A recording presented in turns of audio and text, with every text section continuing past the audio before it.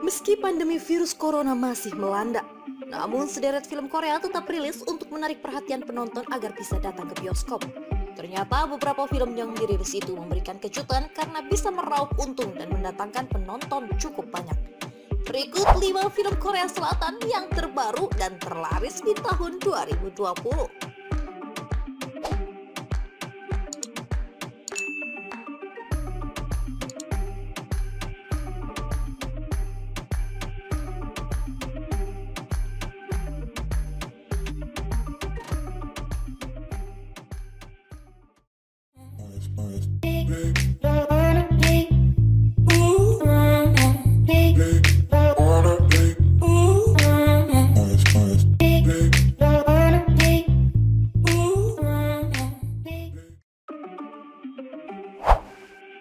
The Man Standing Next.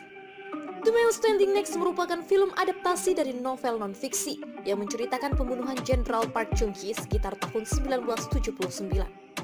Novel tersebut bertajuk Chief of Namsan, karya Kim Chong-sik. Bahkan tulisan itu sempat ditayangkan di Korean Dong Ilbo Korea pada 1990-1992, yang juga menceritakan kisah nyata dari kepala KCIA, Kim Hyo-woo.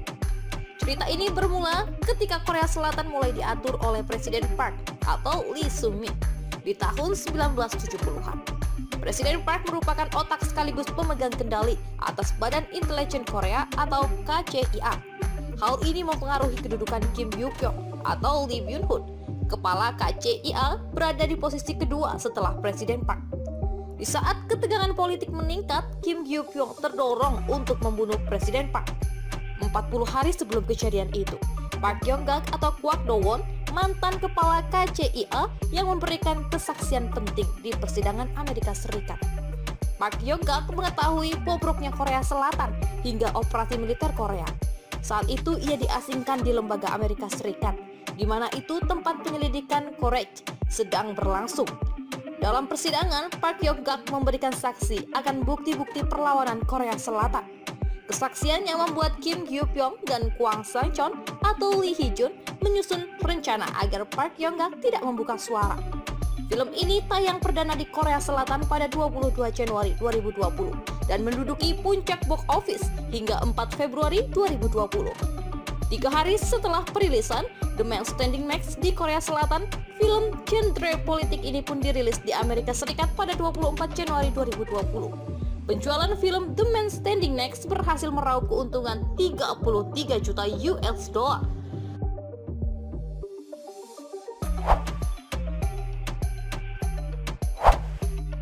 Peninsula. Peninsula menjadi film blockbuster aksi yang digawangi sutradara Yoon Sang-ho.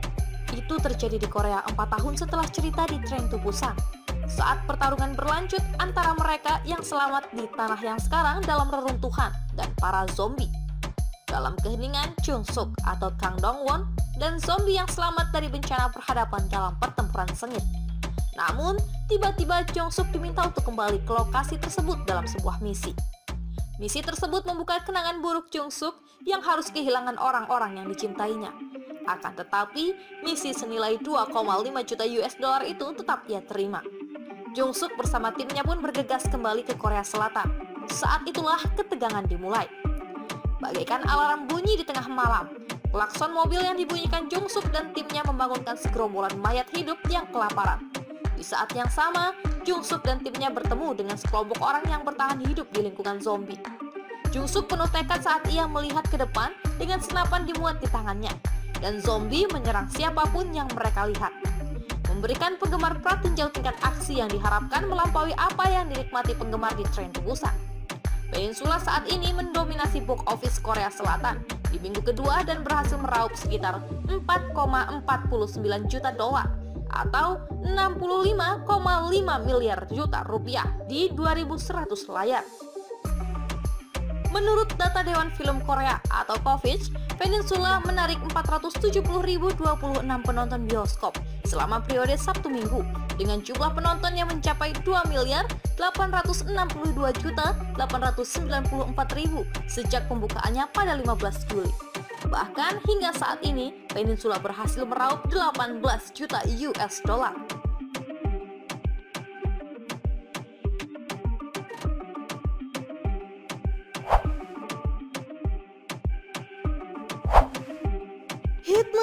Jung. Film ini merupakan film yang digawangi sutradara Choi Won-suk.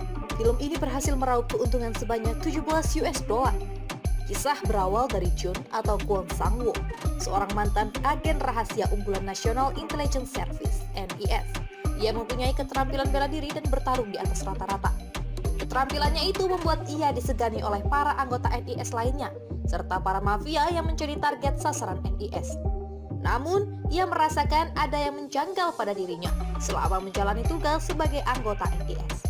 Tampaknya Jun sadar bahwa dirinya adalah manusia biasa yang membutuhkan ketenangan. Saat itulah Jun memilih untuk melarikan diri dari tugas sebagai agen rahasia.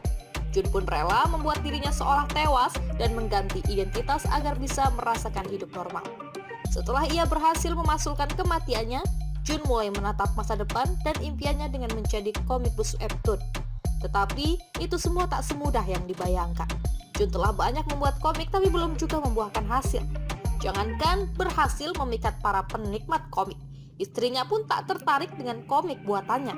Tak pantang menyerah, Jun akhirnya mencari inspirasi dan membuat komik dari pengalamannya semasa menjadi agen rahasia. Tak disangka komik buatannya langsung menarik banyak perhatian dan menjadi viral.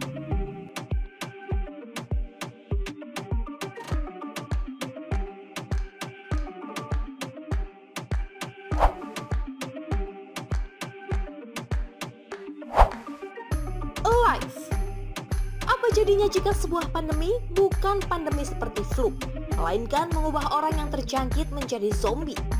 Ya, itu adalah kenyataan yang harus dihadapi oleh Hyo Ah-in dan Park Shin-hye di film baru mereka berjudul Alive. Keduanya terjebak di apartemen masing-masing dan saling berseberangan. Mereka tak bisa keluar karena si isi Seoul menjadi porak-poranda akibat virus misterius yang mengubah manusia menjadi zombie ganas. Karakter Jun-woo juga mahir dengan teknologi, sehingga ia akan bertahan dengan cara apapun.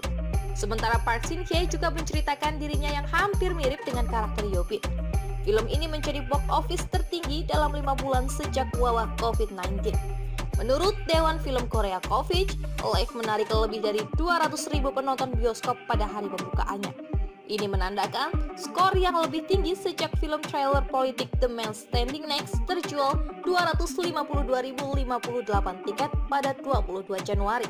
Keberhasilan Alive merupakan upaya industri film untuk menarik orang kembali ke bioskop.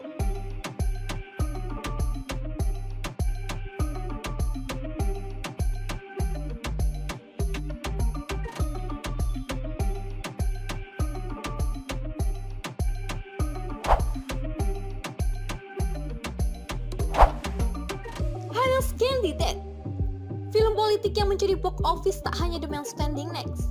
Film yang berjudul Honest Candidate mengisahkan seorang politikus yang hanya bisa berkata jujur.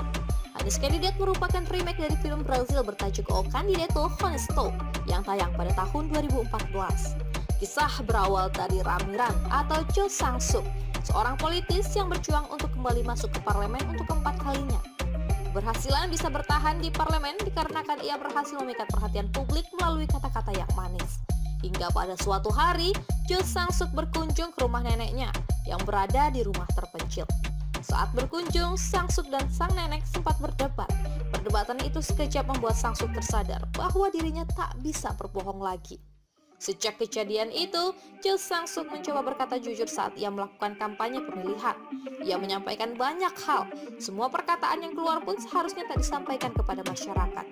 Hal ini tentu membuat Cho Sang-suk khawatir akan nasibnya sebagai calon perwakilan rakyat. Film ini berhasil menjual lebih dari 908.000 tiket di 1.179 layar atau setara dengan 6,4 juta US dollar sejak penayangan perdana 12 Februari. Hingga saat ini, distributor Next Entertainment World berhasil meraup keuntungan sebanyak 10,6 juta US dollar.